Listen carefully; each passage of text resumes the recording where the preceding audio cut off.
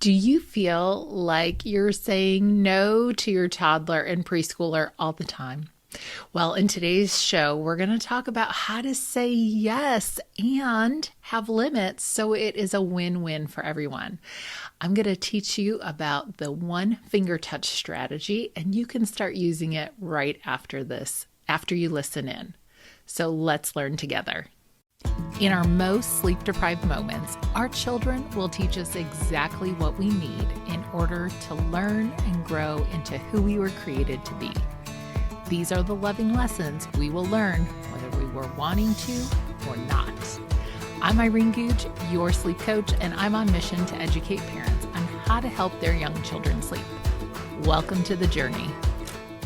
So let's talk about the one finger touch tool or strategy.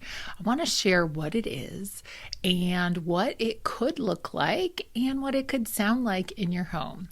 So this is one of the things that I will share with you that sometimes really comes up in a lot of sleep coaching sessions because we want to think about how we're interacting with our little ones. And I oftentimes will come back to the thought, have I taught my child how to do this? And you know what? Our children are super curious and they're really excited about things. And, there's a verse in the Bible that talks about training up children in the way they should go. And I think that's in so many areas. There's so many teachable moments that we have to help our little ones learn. And so the one finger touch is a tool and strategy I started using with my daycare kiddos. Kids are naturally curious. They want to touch and do everything. Here's the thing, adults, we like to touch things too. But oftentimes when you listen to a parent talking to a child, they may be like, stop touching that. Don't do this. Don't do that. Stop. And so they're hearing a lot of negative messages. So this is a really great way to come in and reframe your language and actually encourage that curiosity with your child. So this could look like a tool that you start using with your infant, your toddler, or your preschooler. And I think that right around the holidays is a great time to start teaching it. Actually, I started introducing this right around Halloween with my kiddos. And it was really a great opportunity to be able to have special time together. And so as I would decorate the house for whatever holiday it was, we would use that as an opportunity to have like a new center, if you will. And so I would teach my children, okay, let's take one finger and we can touch everything. And so it means nothing is off limits. And so our children don't have to be disobedient or just pushing limits or always touching and grabbing everything, because now they have permission. They can touch everything and anything. It's a one finger touch. And so we've reframed, instead of saying no, we've said yes, you can do that with one finger. And so, with a young infant, a lot of times, I'll use the Christmas tree, for example, we would go up and I would hold their hand and, one finger touch. Show me how we do gentle. Okay, great.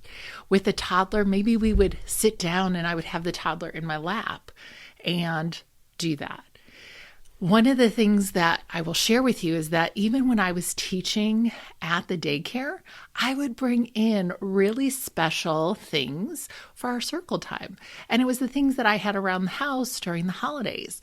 And it was really great because the kids were super excited to be able to engage with the things around them in their environment. And so the beauty of the one finger touch tool and strategy is that, again, you're not always saying no. You're also having this teachable moment where you're actually teaching your child what they can do and how very capable they are of following through this. And it's just a really great way to also be connecting with your child. One of the things we don't realize is if all day long all we're doing is saying no, those can be moments of disconnection for you and your child in your relationship. So this is a great opportunity to bring it together. And a lot of times when I first start teaching the one finger touch with a young child, I am really right there with them. And then I fade out my support. And it was the sweetest thing when I was doing my home daycare. I would see the kiddos, they would be standing next to the Christmas tree and they would be touching each ornament and just exploring. And sometimes we would play games and we would play I Spy, or describe something and show me how you find this. And they would go off and find it and be able to touch it.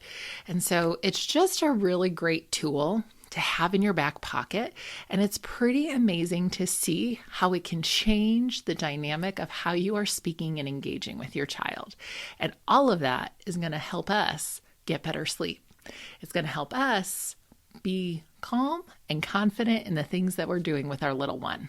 I will share that I do see sometimes some of these alert, active, inquisitive children, they may do a one finger push or, they don't really get gentle, so we have to model that for them so they can learn and experience that, and again, this is a tool that you would use during a wakeful period, during a playtime where everyone's well rested and they've eaten. And so now we're just using that playtime and having a fun, engaging time. The beauty of this tip also is that as your child learns this, a lot of times if you're not right next to them, sometimes all I would have to do is say, one finger touch. And then they would know I shouldn't grab that, just one finger. And I will just share with you, it was the sweetest compliment to hear people say oh my goodness, your children, they're just listening to what you're saying. And it was really because I was reframing it for them.